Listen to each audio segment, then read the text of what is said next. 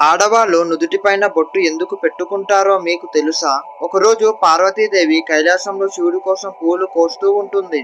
అప్పుడు అక్కడికి నంది వచ్చి, తల్లి, నాకు ఒక సందేహం ఉంది. శివుడికి ప్రతిరోజు ప్రతి క్షణం ప్రేమను చూపించాలి అంటే ఏం చెయ్యాలి అని అడుగుతాడు. నంది మాటలు విన్న పార్వతీదేవి నవ్వుతూ, నాతో రా అని చెప్పి విష్ణువును పూజించే కుంకుమని తన నుదిటిపైన పెట్టుకొని శివుడు ముందుకు వెళ్తుంది.